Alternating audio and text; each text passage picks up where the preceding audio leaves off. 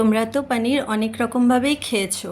একবার এরকমভাবে বাড়িতে বানিয়ে দেখো, আশা করি তোমাদের সবারই ভালো লাগবে। তো প্রথমে কি করলাম, একটা কড়াইতে সাদা তেল গরম করতে বসালাম। সাদা তেল নিয়ে এবার তার মধ্যে একটু গরম হলেই জিরে ফোড়ন দিয়ে দেব।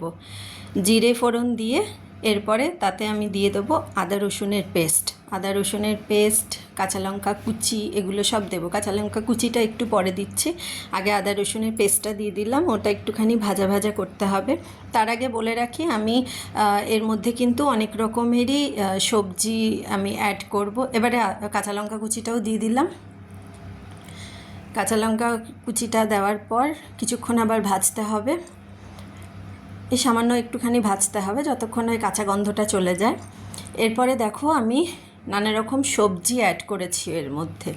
এরকম একটু লম্বা লম্বা দেখতে ভালো লাগে, এরকম লম্বা লম্বা করে সব, যেমন আমি এখানে নিয়েছি বিনস নিয়েছি, গাজর নিয়েছি, ক্যাপসিকাম নিয়েছি, পেঁয়াজ নিয়েছি, সবই এগুলো একটুখানি লম্বা লম্বা করে কেটে নিতে হবে। এটা দেখতেও ভালো লাগে এবং তাড়াতাড়ি সিদ্ধও হয়ে যায়। এইটা দিয়েও বেশ, সবজিগুলো সব কিছু দিয়েও একটুখানি বেশ ভালো করে ভাজতে হবে।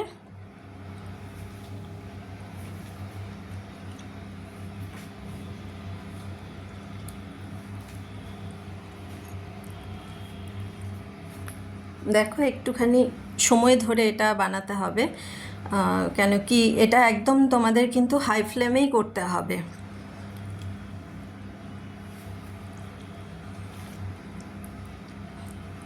তো এরপরে আমি এর উপরে একে একে গুঁড়ো মশলাগুলো দিয়ে দেব।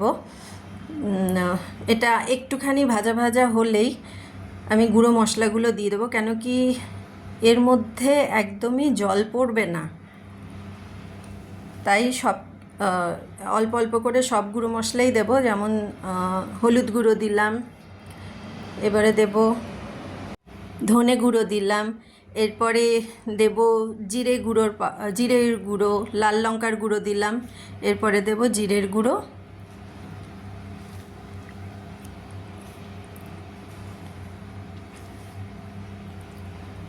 বেসিক এই 4টে মশলাই দিতে হবে।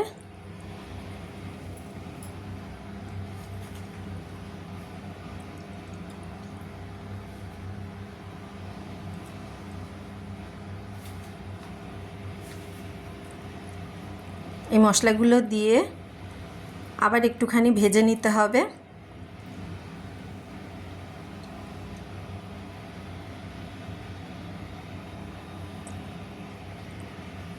এরপরে দুটো টমেটো আমি কেটে রেখেছি, মিডিয়াম সাইজের টমেটোটাও আমি ওরকম একটু লম্বা লম্বা করে কেটেছি। সেই টমেটোটাও দিয়ে দিলাম এর মধ্যে। এবার সেটা দিয়েও কিছুক্ষণ ভাজতে হবে।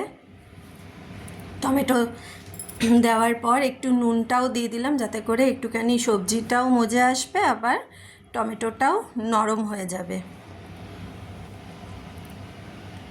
এরকমভাবে বেশ কিছুক্ষণ একটু ভেজে নিতে হবে।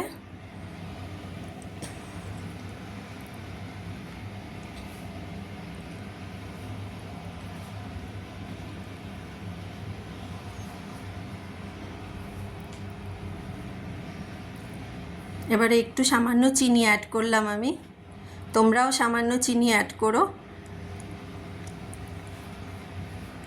চিনিটা ব্যালেন্সের জন্যই অ্যাড করা হয়।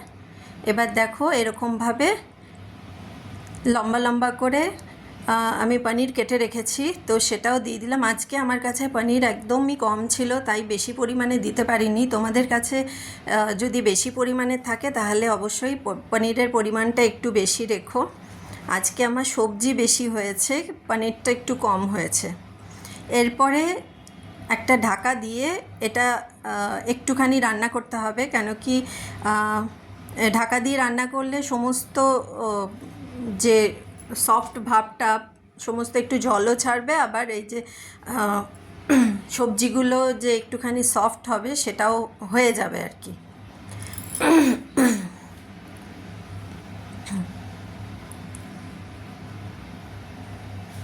আমার মনে হয়েছিল নুনটা একটু কম লাগছে, তাই একটুখানি আবারও নুন অ্যাড করলাম।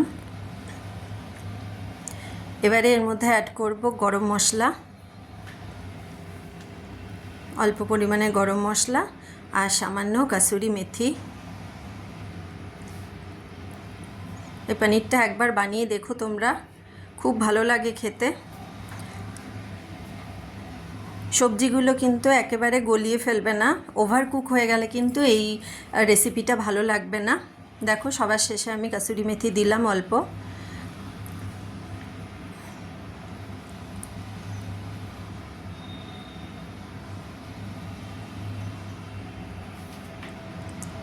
এরকম হালকা হাতেই মেলাতে হবে, এরকম হালকা হাতেই মিলিয়ে নিতে হবে। দেখো আমার কিন্তু পনির বানানো রেডি হয়ে গেছে। এবার আমি একটা পাত্রে ঢেলে নেব। তোমাদের যদি এই রেসিপিটা ভালো লাগে অবশ্যই একটা লাইক, কমেন্ট এবং শেয়ার করে দিও।